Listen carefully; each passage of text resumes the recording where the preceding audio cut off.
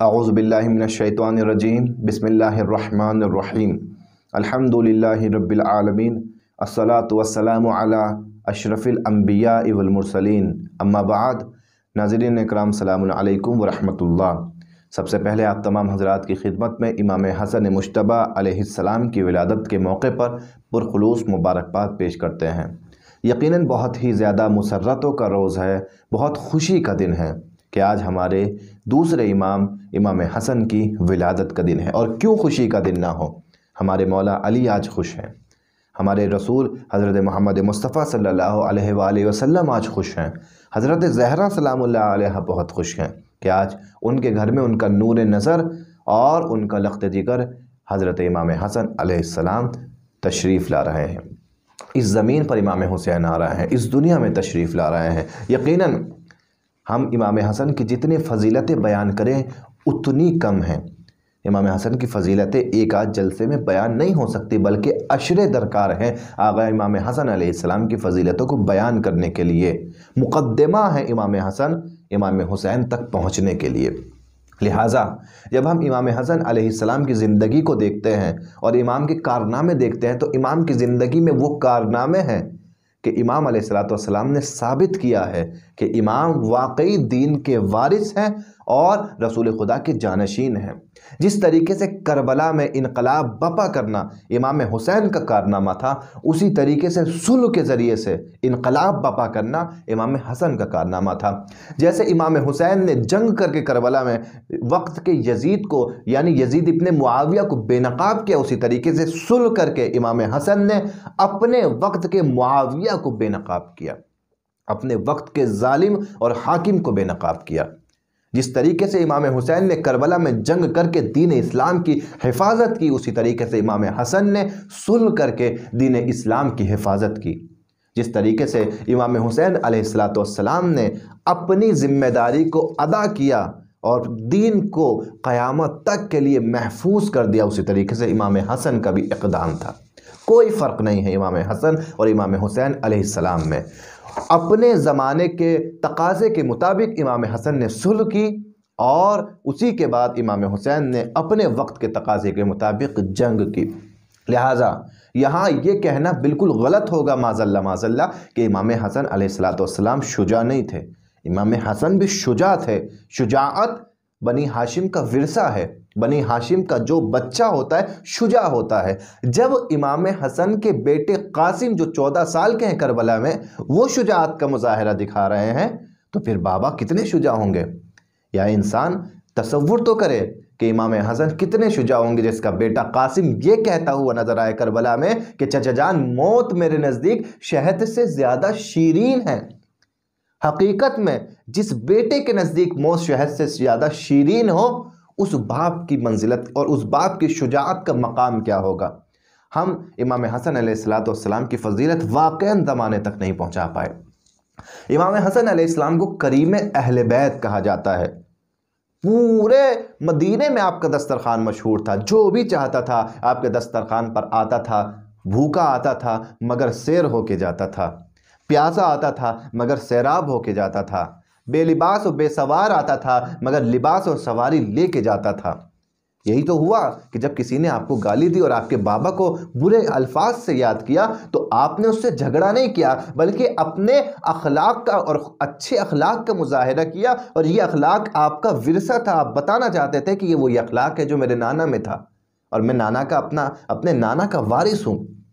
جب کسی نے آپ کو اور آپ کے بابا کو نازیبا الفاظ کہے، آپ نے بدلے میں کیا کہا؟ مجھے لگتا ہے تو بھوکا ہے، آ میں تجھے کھانا کھلاؤں۔ مجھے لگتا ہے تو پیاسا ہے، آ میں تجھے سیراب کروں۔ مجھے لگتا ہے تو مسافر ہے، آ میں تجھے زاد سفر کا انتظام کر کے دوں۔ جب ایسے اخلاق کو دیکھا اس مرد شامی نے امام حسن کے تو قدموں میں گر گیا کہ ابن رسول اللہ، میں نے کچھ اور سنا تھا آپ کے بارے میں، لیکن دیکھ کچھ اور رہا ہوں۔ میں دیکھ رہا ہوں کہ واقعاً آپ رسول خدا کے نواسے ہیں، آپ واقعاً آپ رسول خدا کے جانشین برحق ہیں۔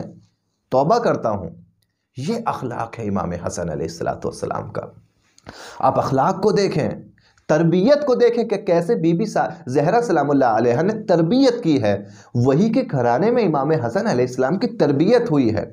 مولا علی علیہ السلام مولا علی رسول کے پاس ہوتے تھے جب آیتیں نازل ہوتی تھی، اور جب کوئی بھی بات رسول بیان کرتے تھے مولا علی اس کو سنتے تھے، مگر جناب زہرا گھر میں ہوتی تھی۔ لیکن جیسے ہی مولا علی گھر تشریف لاتے تھے تو پہلے جناب فاطمہ زہرا سلام اللہ علیہ بتاتی تھی کہ آج میرے بابا پہ کون سی آیت نازل ہوئی۔ ایک بار مولا علی تعجب کرتے ہیں اور کہتے ہیں کہ اے فاطمہ، اے بنت رسول اللہ، یہ بتائیں کہ آپ تو مسجد میں ہوتی نہیں، تو آپ کو کیسے علم ہوتا ہے کہ آپ کے بابا پر کون سی آیت نازل ہوئی یا آج آپ کے بابا نے کون سا مسئلہ بیان کیا؟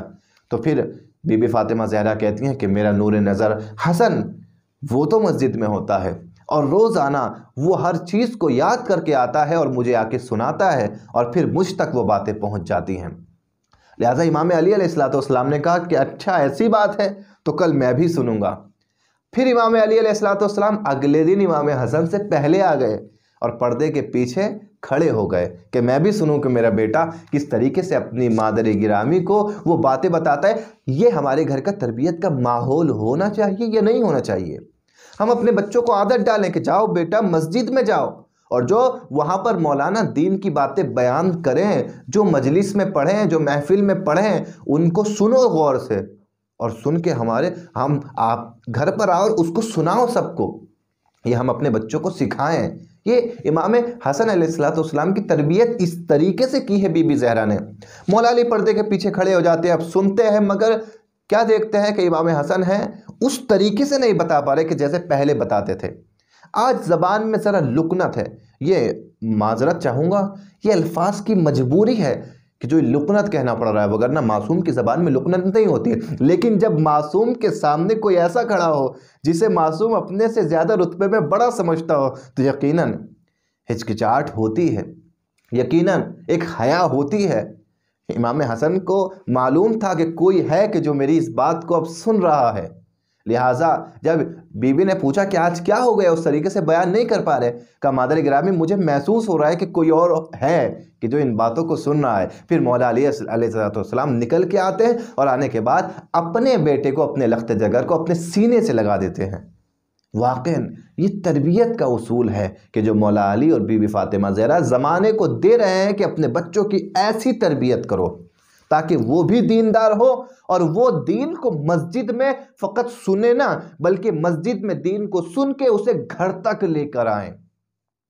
یہ ہر بچے کی تربیت اگر ایسی ہو تو ہر گھر میں بچہ امام حسین کی سیرت پر عمل کرتا ہوا نظر آئے گا۔ عزیزان محترم، امام حسن علیہ السلام کی منزلت کے لیے امام جعفر صادق علیہ السلام بیان کرتے ہیں کہ امام حسن علیہ السلام کی منزلت یہ تھی کہ 25 مرتبہ پیدل حج پر پروردگار عالم کی گھر کی یعنی خانہ خدا کی زیارت کے لیے 25 مرتبہ پیدل کعبے تک گئے ہیں۔ ایک دو مرتبہ نہیں، 25 مرتبہ مدینے سے مکے تک پیدل سفر کیا ہے زیارت بیت اللہ کے لیے، اور زندگی میں 2 مرتبہ اپنے گھر کا سارا سامان، اپنا سارا اسباب اور اپنا سارا مال و اسباب راہ خدا میں انفاق کر دیا 2 مرتبہ زندگی میں۔ 25 مرتبہ پیدل حج اور 2 مرتبہ اپنا سارا مال راہ خدا میں انفاق کر دینا، یہ بہت بڑا ایک اپنے اندر عمل ہے کہ جو بتا رہا ہے کہ امام حسن علیہ السلام کی جو عظمت ہے وہ واقعاً بلند ہے۔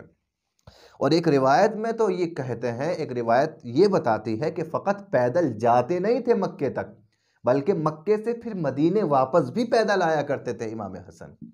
کیوں؟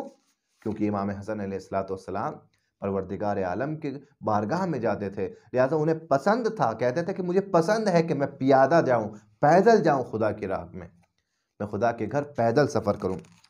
اور یہ تو کعبے تک جانے کا مسئلہ ہوا، یہ تو بیت خدا تک جانے کا مسئلہ ہوا۔ جب امام حسن علیہ السلام مسجد میں جاتے تھے تب بھی امام کا انداز سب سے جدا ہوتا تھا، سب سے الگ انداز ہوتا تھا۔ جب مسجد میں جاتے تھے امام حسن علیہ السلام تو سب سے پہلے آسمان کی طرف سر کو بلند کر کے کہتے تھے پروردگار تیرا مہمان آ گیا ہے۔ ہم مسجد میں جانے کو، نماز پڑھنے کو معمولی عمل نہ سمجھے، امام حسن بتا رہے بہت عظیم عمل ہے۔ ایک مہمان اپنے میزبان کے گھر جاتا ہے، اگر ایک نمازی مسجد میں نماز پڑھنے جاتا ہے تو ایسا ہے جیسے ایک مہمان اپنے میزبان کے گھر جاتا ہے۔ اب جب مہمان میزبان کے گھر آتا ہے تو کیا ہوتا ہے؟ میزبان مہمان کی ہر بات کا خیال رکھتا ہے، ہر ضرورت کو پورا کرتا ہے۔ امام بتانا چاہتے ہیں کہ جب تم مہمان بن کے مسجد میں آؤ گے اور خدا کو اپنا میزبان تصور کرو گے تو تمہاری یہاں دنیاوی آخرت کی ہر ضرورت کو پروردگار پورا ضرور کرے گا، کیونکہ جب ایک بندہ اپنے مہمان کو ناراض نہیں جانے دیتا تو ایک پروردگار اپنے مہمان کو خالی ہاتھ کیسے جانے دے گا؟ امام کہتے تھے اے پروردگار تیرا مہمان آ گیا، اے میرے پروردگار تیرا بندہ تیری مسجد میں آ گیا، اور پھر خلوص کے ساتھ میں مسجد میں عبادت کیا کرتے تھے۔ یقیناً امام حسن علیہ السلام کی زندگی ہمارے لیے نمونہ عمل ہے، آئیڈیل ہے کہ ہم اپنی زندگی کو اس طریقے سے گزاریں۔ ہمارے اخلاق میں، ہمارے کردار میں وہ جھلک ہونی چاہیے کہ جو ہمیں واقعاً زمانہ دیکھے تو کہے کہ یہ امام حسن کا چاہنے والا ہے، یہ امام حسین کا چاہنے والا ہے۔ امام حسن کے سامنے جب مرد شامی آتا ہے، امام حسن غصہ نہیں کرتے، لیکن ہم بہت سی بد اخلاقیوں کو برداشت نہیں کر پاتے۔ ہمارے سامنے اگر کچھ بد اخلاقی ہوتی ہے اور ہم سے کوئی برا بھلا کہتا ہے تو ہم اسے پلٹ کر جواب دینا چاہتے ہیں، جبکہ امام حسن کا اخلاق یہ ہے کہ امام حسن کہتے ہیں کہ برائی کا جواب ہمیشہ اچھے اخلاق سے دینا چاہیے، تاکہ وہ اچھا اخلاق سامنے والے کے دل کے اندر گھر کر جائے آپ کا۔ کیوں؟ تاکہ وہ سوچنے پر مجبور ہو جائے کہ وہ بندہ واقعاً خدا والا تھا، کہ جس کے سامنے میں نے اپنے برے عمل کو انجام دیا مگر اس نے برا عمل انجام نہیں دیا، اس نے جو بھی کیا وہ اچھی بات تھی، وہ بہتر تھا، وہ خوب تھا، وہ اس کے اچھے اخلاق کا مظاہرہ تھا۔ ہمیں امام حسن کی ولادت کا واقعاً جشن ایسے ہی منانا چاہیے کہ جیسے ہم امام حسن علیہ السلام کی سیرت پر عمل کریں۔ ہم اگر امام حسن کی سیرت پر عمل کرنے لگے اور آج یہ وعدہ خود سے کر لیں کہ امام حسن علیہ السلام کے جشن کے طور پر ہم ان کی سیرت، اس سیرت پر عمل کریں گے کہ جو بھی ہمارے ساتھ بد اخلاقی کرے گا اس کے ساتھ خوش اخلاقی کریں گے، یہ ہم ولادت پر امام سے وعدہ کر رہے ہیں، تو یقیناً ہم نے امام کی ولادت کے جشن کے حق کو ادا کر دیا ہے۔ یقیناً بس اتنا ہم امام سے وعدہ کریں اور اس کے بعد میں ہم اپنی زندگی میں خود چینج دیکھ سکتے ہیں، تبدیلی دیکھ سکتے ہیں۔ پروردگار عالم سے آخر میں دعا کرتے ہیں کہ پروردگار تجھے واسطہ محمد والے محمد کا ہمیں امام کے نقش قدم پر عمل کرنے کی توفیق عطا فرما، ہمارے وقت کے امام زمانہ کے ظہور میں تعجیل فرما اور ہمیں امام کے ناصروں میں شمار فرما۔ ربنا تقبل منا انکا انت السمیع العلیم۔